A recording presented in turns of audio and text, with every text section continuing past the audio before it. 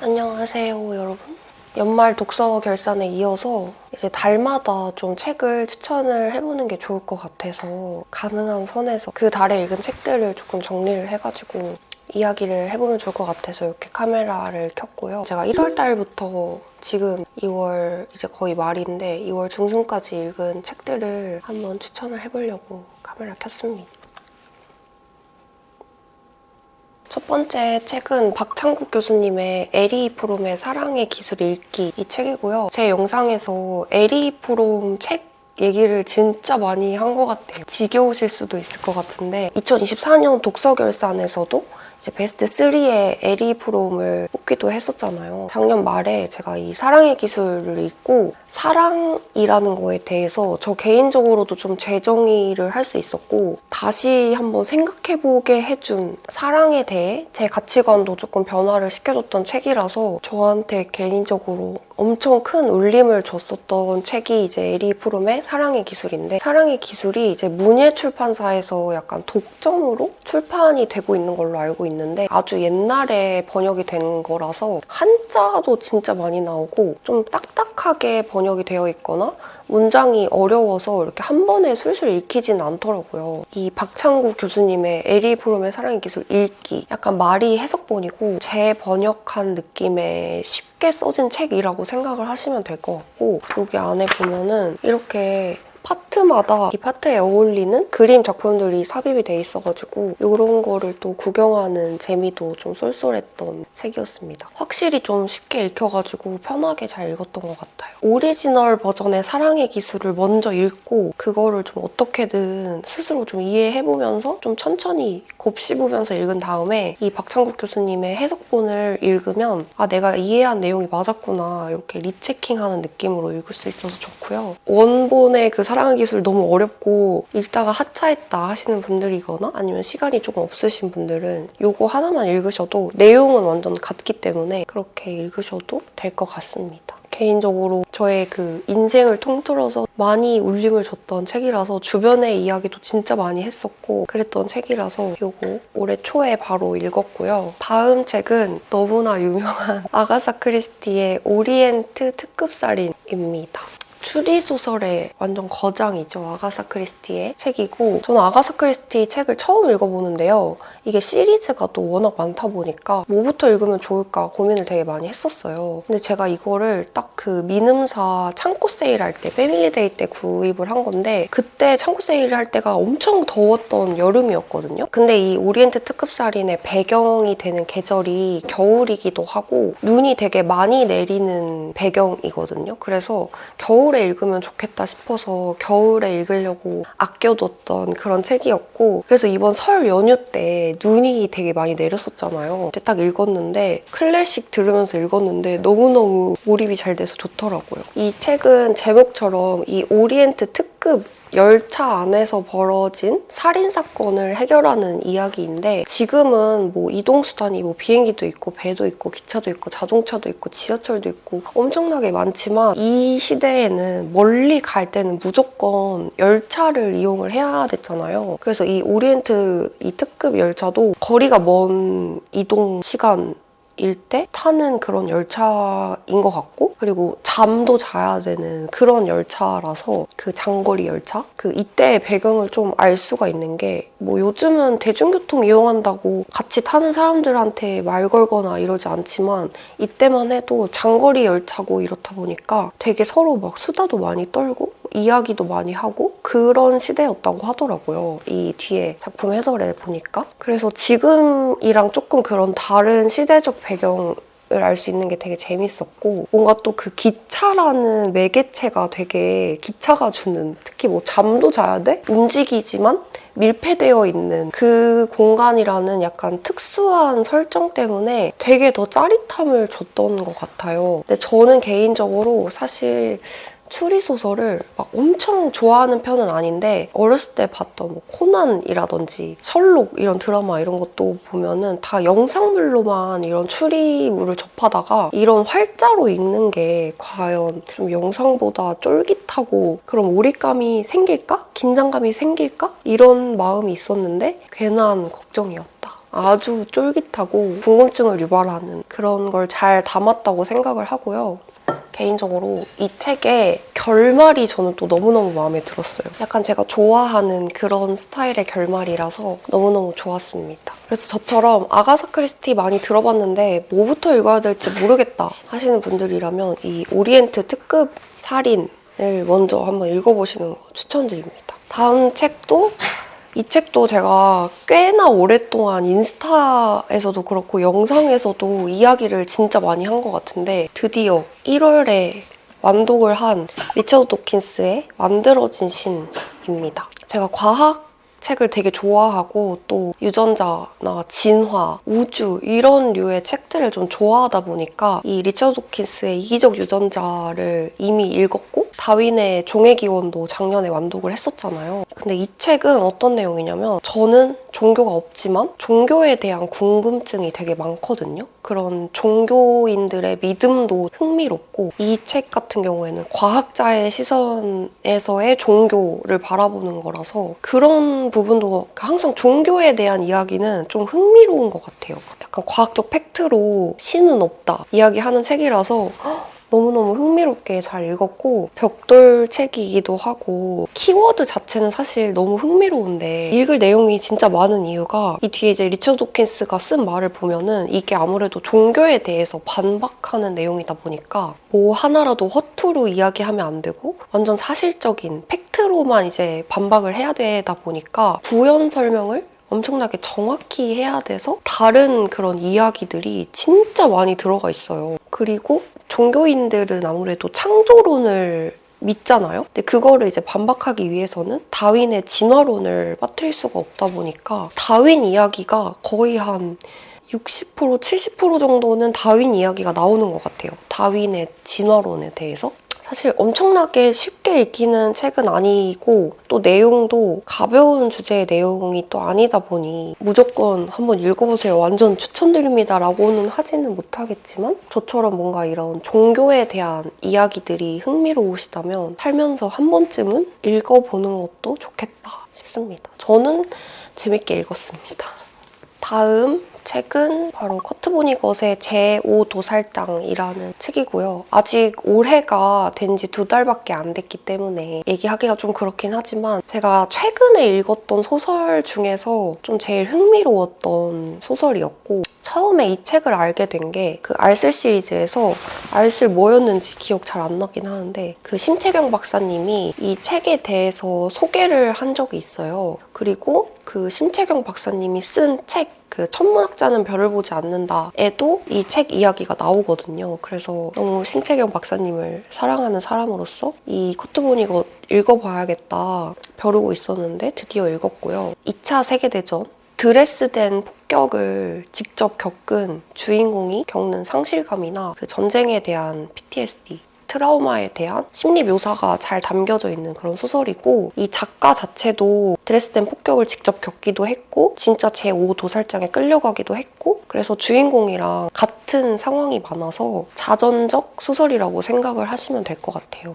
뭔가 전쟁에 대한 그런 반전 이야기 조금 무겁기도 하고 재미없을 것 같다고 생각을 하실 수도 있는데 설정들이 진짜 신기하거든요. 막 이 주인공이 외계인한테 납치가 돼서 다른 행성에 가서 동물원처럼 인류원에 갇혀가지고 외계인들이 막 구경을 하는 거예요. 인간들이 어떻게 하는지 관찰하고 막 그런 설정이 되게 신기해서 약간 SF 소설이기도 하거든요. 약간 시간 여행을 계속해요. 어릴 때로도 갔다가 젊었을 때로도 갔다가 나이 들었을 때로도 갔다가 그 외계인한테 납치됐던 그때로도 갔다가 전쟁 겪었을 때로도 갔다가 이렇게 계속해서 시간 여행하는 그런 이야기가 담겨 있는데 이게 약간 이 설정 자체가 정말 SF 소설이라서가 아니라 그 전쟁에 대한 PTSD를 이런 설정으로서 좀 풀어낸 책이거든요. 그래서 그런 것도 되게 좀 신박하고 흥미로운 설정인 것 같다는 생각을 했어요. 그리고 이 커트 보니것 자체의 문체가 좀 블랙 코미디가 많고 풍자도 되게 많고 좀 허무주의스러운 그런 문체예요. 뭐 그럴 수도 있지 뭐. 근데 되게 엄청 심각한 일을 겪었는데 그럴 수도 있지 뭐. 약간 이런 식의 문체거든요. 그래서 그런 문체도 되게 마음에 들었고 내용 자체도 엄청 마음에 들었어서 지금 이거 다 읽고 나서 보니것 다른 소설도 사놨거든요. 또 읽고 싶어가지고. 그 다른 책들도 읽고 좋은 거 있으면 또 소개해드릴게요. 그래서 최근에 읽은 소설 중에 제일 흥미로웠던 책이라서 소개해보려고 가지고 와봤습니다. 다음 책은 한병철 교수님의 에로스의 종말이라는 책이고 제가 한병철 교수님을 또 너무 좋아해서 시간의 향기랑 피로사회에 이은 세 번째 책으로 이 에로스의 종말을 읽었고요. 개인적으로 너무너무 궁금했었던 책이었거든요. 근데 이 책을 읽어보니까 에리 프롬의 사랑의 기술이랑 그 관통하는 메시지가 되게 본질적인 이야기가 같은 게 많더라고요. 그래서 또 이것도 엄청나게 흥미롭게 읽었어요. 예를 들면 이런 자본주의 사회에서는 모든 것이 상품화되기 때문에 개인마저도 좀 전시하고 나를 상품화하는 데 너무 익숙해진 사회가 됐고 모든 것을 다 규격화하기 때문에 동일성 이런 게 생겼다는 거죠. 개인의 개성보다는 뭔가 같은 삶을 사는 게 조금 더 안정적이라고 느껴지고 그런 이유 때문에 이제 사랑은 좀 종말됐다 이런 메시지를 담고 있는 책인데요. 사랑이 단순히 좀 어떤 결과를 내거나 할 수 있는 것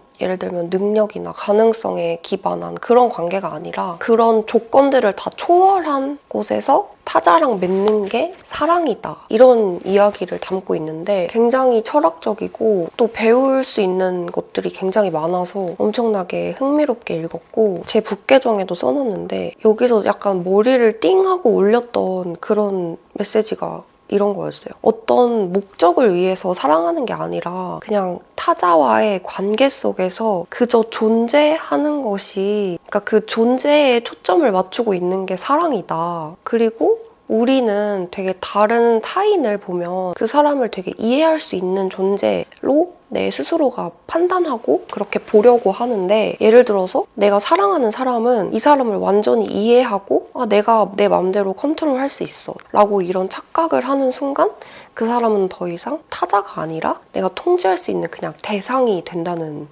내용인 거예요. 약간 어떻게 이렇게 생각할 수 있고 이런 통찰력이 있을 수 있지 막 이런 생각이 들었고요. 또 제가 그 에리 프롬 사랑의 기술을 읽으면서 제일 좀 머리를 띵하고 맞았던 것도 비슷한 내용인데 진짜 찐 사랑을 하려면 나를 내려놓을 수 있는 좀 용기가 필요하다. 그러니까 내가 살면서 내가 쌓아놓은 자아들이 있을 거 아니에요. 그거를 내려놓고 이 불친절한 타자의 침입을 견뎌야지만 사랑이 성립이 된다는 거예요. 근데 생각해보면 진짜 맞는 이야기인 것 같은 게 내가 쳐놓은 울타리 안에 누군가가 침범하는 거에 되게 극도로 경계를 한 사람이고 그렇다 보니까 곁을 내어주지 않았던 것 같아요. 지금까지 생각해보면. 어쨌든 이 책을 읽고 또 엄청나게 많은 생각이 들었고 근데 이게 되게 엄청 얇은 책인데 진짜 얇은데도 엄청 어려워서 이걸 또 되게 공부하면서 읽게 되더라고요. 저는 이렇게 좀 문장이나 이런 게 어려우면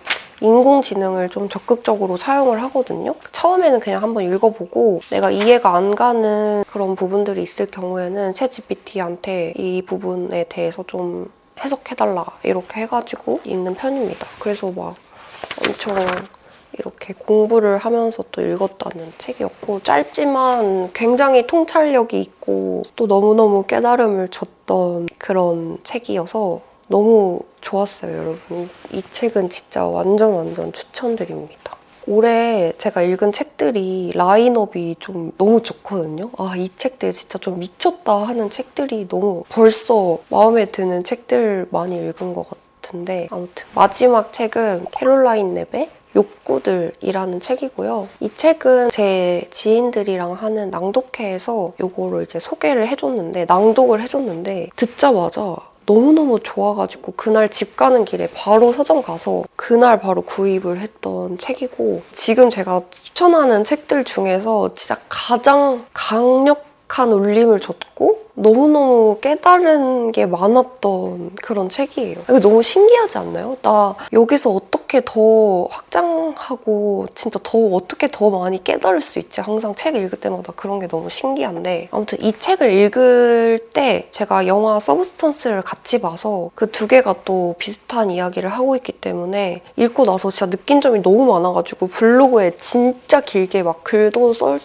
쓸 정도로 최근에 진짜 읽은 어떤 책보다도 강렬했던 그런 책이고요. 이 저자인 캐롤라인 랩이 직접 겪은 거식증을 이야기하면서 여성이 얼마나 나의 욕구를 좀 제한하고 통제하고 억압하는지 이런 것들에 대한 이야기를 다루고 있고 이 저자는 이제 음식으로 그걸 이야기하고 있지만 각자 여성들마다 욕구들이나 그런 욕망들 어떤 사람은 그게 뭐 남자, 뭐 연애로 그걸 채울 수도 있고 뭐 쇼핑을 과도하게 하는 거 그러니까 그런 여자들의 욕구들, 제한하는 욕구들에 대한 이야기가 많이 나오고 읽으면서 할 수 있는 게 너무 많았었던 것 같아요. 저도 몇 년 전부터 제가 막 엄청 과체중이 아님에도 불구하고 아무래도 패션 컨텐츠나 이런 것도 하고 막 촬영을 하다 보면 조금만 붓거나 좀 살이 쪄도 영상에서 보면은 너무 이렇게 나오는 경우가 진짜 많더라고요. 그래서 좀 몇 년 전부터 제가 좀 빡세게 체중 관리를 하면서 약간 마른 체중을 계속 이제 유지를 하고 있는데 이게 마른 체중이라는 게 이게 아무리 제가 이제 다이어트를 해서 뭐 살을 빼놔도 조금 뭐 운동을 쉬거나 뭐 조금 많이 먹거나 이러면은 다시 찌거든요? 이게 그냥 어쩔 수 없는 것 같아. 다시 찌고 그러다 보니까 그냥 이제 좀 습관적으로 많이 먹었다 싶거나 좀 체중이 조금 찐 것 같다 싶으면 약간 음식을 저도 철저하게 약간 통제를 많이 강박적으로 했던 것 같아요. 그렇게 해서 약간 이렇게 마른 몸을 계속 유지를 했었고 그렇게 살다가 이제 이 책을 보니까 내가 하는 게 이게 진짜 건강한 방법이 아니구나 라는 걸 많이 깨닫게 된 거죠. 근데 이게 단지 제가 그 살을 내가 빼고 내 모습에서 그냥 만족감을 느끼는 것뿐만 아니라 실제로 그냥 제가 다이어트 컨텐츠를 하거나 뭐 관리의 날, 다이어트 식단 이런 거를 또 찍고 살이 빠지고 나서 패션 컨텐츠를 하고 났을 때 그냥 정말 팩트적으로만 이야기하면 반응이 정말 다른 거를 정말 피부로 느낄 정도로 그게 숫자적으로 그렇게 보이니까 그거를 되게 무시를 할 수가 없겠더라고요. 그러면 이게 과연 이렇게 저뿐만 아니라 뭐 일반 사람들도 마찬가지고 보여지는 직업을 하는 뭐 연예인들도 마찬가지고 그럼 이게 과연 진짜 개인의 문제일까라는 생각이 드는 거죠. 이런 거 전시하는 거 잘못됐어 막 이렇게만 이야기하고 개인한테만 그 책임을 돌리면 절대 이 구조적인 게 정말 바뀔 수 없다고 생각을 많이 또 하기도 했어요. 특히 이제 서브스턴스 영화 보고 나서는 그런 생각을 많이 하게 됐고요. 그냥 제 안에서도 되게 느껴지는 그런 것들이 정말 많았던 그런 책입니다. 아무튼 그래서 개인적으로 좀 긍정적인 변화를 이야기 좀 해보자면 책을 읽고 나서는 저도 막 완전히 막 자유롭게는 아니지만 그래도 그냥 좋아하는 거 좀 많이 먹고 내가 빵을 이렇게 좋아하고 디저트를 이렇게 좋아하는데 왜 이렇게까지 하면서 제한을 할까 싶은 마음에 그냥 좀 많이 놓은 것 같긴 해요. 내려놓게 되긴 했어요. 이걸 읽고 나서. 사실 되게 어려운 문제인 것 같아요. 되게 가볍게 이야기할 수 있는 문제도 아니고 이런 이야기를 또 너가 이런 콘텐츠 하면서 또 이런 이야기를 하는 거 되게 웃기다, 되게 모순됐다라고 하실 수도 있겠지만 저는 그렇게 생각하지 않거든요. 일단 이 구조에 대해서 잘못됐다고 인식이 되는 거잖아요. 그러니까 내가 이 구조 속에 살고 있고 그렇게 하고 있어도 이 구조가 잘못됐다고 자유롭게 이야기할 수 있어야 된다고 생각해요, 저는. 아무튼 그래서 이걸 읽고 나서 좀 잘 먹고 있습니다. 그러니까 저 막 가끔 막 여러분이 그런 말도 많이 하거든요. 막 밥 잘 먹고 있냐고 막 이런 이야기 많이 해주셨는데 요즘은 잘 먹고 있습니다. 걱정 안 하셔도 되고 아무튼 이 책을 어떤 분은 읽으시다가 너무 자기 상황이랑 비슷해서 읽다가 중간에 멈추신 분도 있더라고요. 그러니까 너무 이게 공감이 되니까 읽지 못하겠는 거지, 마주치기가. 이거를 정말 한번 읽어보셨으면 좋겠어요. 서브스턴스가 같이 보면 더 와닿는 게 많은데 서브스턴스가 아무래도 좀 고어한 장르이다 보니까 그런 징그럽거나 조금 막 피 나오거나 이런 거 못 보시는 분들은 어렵다고 하시는 분들이 많더라고요. 그래서 서브스턴스 보는 게 조금 어렵다 하면은 이 책이라도 한번 읽어보시는 게 어떨지. 아픈 내용이지만 그래도 인식하고 있는 게 중요하니까. 아직 올해가 얼마 되지 않았긴 한데 올해 책이 되지 않을까 싶을 정도로 너무 좋았던 그런 책입니다. 추천. 이렇게 1월부터 지금까지 읽은 그런 책이고 이렇게 좀 짧게 달마다 읽은 거를 가져와서 자주자주 이 북 컨텐츠를 앞으로 해보겠습니다, 여러분. 여기까지. 다음 영상으로 빠르게 찾아올게요, 여러분. 안녕.